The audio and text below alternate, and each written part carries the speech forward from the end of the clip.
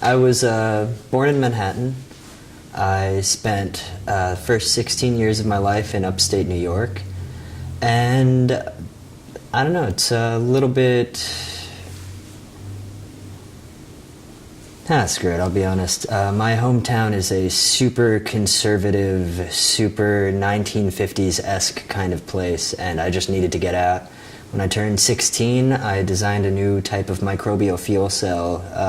I'm not going to get into that now, but I took it to, what was it called? White Plains Invitational. I got second place in my category, and I went to college the next year. After 2 years of that, I decided I wanted to, come back to where I was born, so I came to New York, and I don't know, I got immersed in the arts, decided to be an artist. I now do graphic design and electronic music, and I'm having a lot of fun doing it. I live in Bushwick, which is a funny thing. I don't know. I think my favorite thing about New York is just how quickly you can find something to do. Any day of the week, any hour. You can pull out your phone or your computer, call a friend, whatever. What's there to do? There's going to be 1,000 things to choose from. There's no worry of understimulation. Boredom is self-imposed here.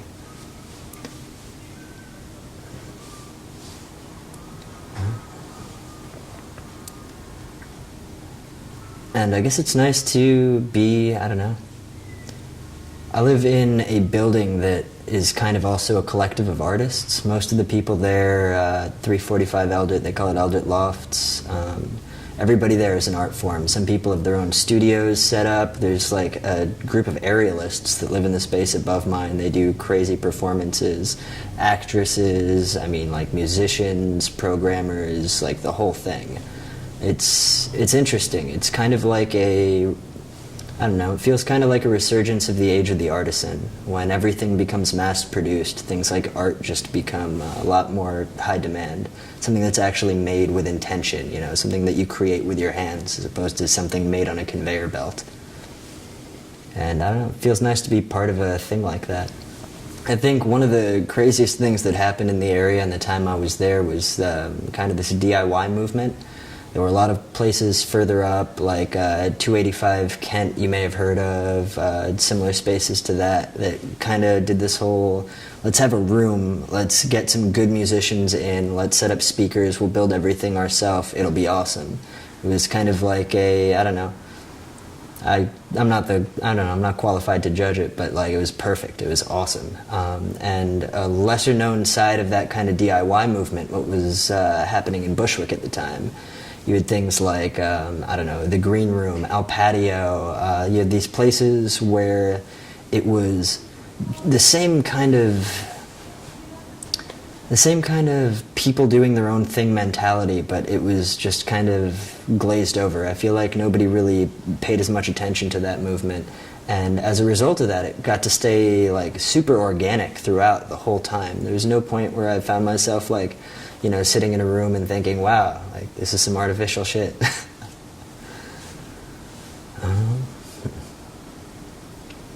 think the only thing that gets to me in the city is there's really no sense of privacy. I live with 3 roommates. It's awesome. I actually like all of them. I haven't lived with better people yet. But that being said, I get maybe 20 minutes to an hour of free time, not counting going to, sleep or, being out of the house, where I kind of have me time. And I feel like it's like that in a lot of the city. We all want to be here, we all want to be involved in the arts and music, etc. But, it's expensive as hell. You want to have an apartment in Bushwick, you're not rich, screw it. Get 3 roommates, you're set, you're there, you can do your thing. And the pros outweigh the cons, so I'm still here. I love it. Yeah, there's one story, and I think the statute of limitations on it passed, so I actually don't mind saying this on film. A few years ago, I met these kids from a house party. Actually, I guess this was 2 years ago. And, they said they were throwing an event the next week for their friend's birthday. I said, whatever, I'll check it out. Anyway, we ended up broing out over the course of this week, and so I let them use my PA system for the party. They got me a time slot. It was awesome. I had I forget if it was a bench warrant or an arrest warrant for jumping the turnstile, and I kind of figured if I didn't pay the ticket, it would just go away after a while. I didn't actually believe it, but you know, you tell yourself these kinds of things. Anyway, let's fast forward to the party. We're there. It got way bigger than any of us expected. It's at this girl's house who was actually having a great time, but like, let me put it this way. The party was in the backyard, and every like square inch of space that wasn't bar, there was a person from the inside of the house through filling the backyard. So I was about 10 minutes in my set, crumping on top of a subwoofer to snapbacks and tattoos. They gave me free drinks all night, so I was kind of gone at this point. When I see 4 or 5 cops walking through the door, and I kind of just had this momentary thought of, you know, I'm not going to risk it. I think I'm just going to get out of here, remove myself from this situation. So I slowly turned the volume knobs down on the mixer. I closed my laptop, and I just kind of like look around, and I waited for this moment where they would all be looking away. And as soon as I saw that moment, I just looked at the fence behind me, jumped it, ran down the block, ran down another block, made a left, made a right, and then just started walking. And I called the girl up, made sure everything was all right. You know, small busts. They were trying to get her charged with inciting a riot, I think. But that charge fell through. It was on her property. Yeah, it was pretty crazy. But the thing that really, like, I don't know, the thing that really moved me about this wasn't that. That's all, you know, that's the silly shit. That's the stuff where I'm like, wow, I can't believe I got away with that. You know, it's kind of hollow. The thing that I was amazed with was that these people that I just met this one time, you know, I'd barely known them at all, and I left I left a lot of speaker equipment at their house, some of it pretty valuable, and the next day it was all there. They put it away, they rolled up the cables. It was like one of the most pleasant experiences I've had in the city, especially as a musician when like everybody's trying to hustle you. Like that's kind of how it is. I've met promoters that say it's their job to make sure the artists don't get paid. Don't like them very much. You know, it's funny, I guess the stuff that you'd think of as being kind of crazy, or like one would think of as being kind of crazy, nothing, I guess after you live here long enough, there is no this crazy thing, because you've done so many crazy things that becomes the normal. I mean, like, I guess there was one time where I found, no, it's not really it either. Give me 10 seconds and I'll think of something. I guess it's the thing about the city, you almost expect the amazing after a certain amount of time. I could be for completely free on the top floor VIP of a yacht party with one of my friends DJing, and I'd be like, this is a pretty good night. It gets to a point where you actually have kind of a, I don't know, you build up a tolerance for the amazing. What would have been the greatest night of your life when you were 16 becomes, you know, it's an alright night out when you're 22, and part of that's because, you know, you're older, your tastes change, but part of that is you just realize that you're in a city where anything can happen, and anything that can happen will, so you're bound to see it all by the end of it, I guess, as long as you're looking for it. Not originally, actually. When I was 16, I went to school for physics at Bard College at Simon's Rock. I was there for 2 years, and then I transferred to Hunter for physics.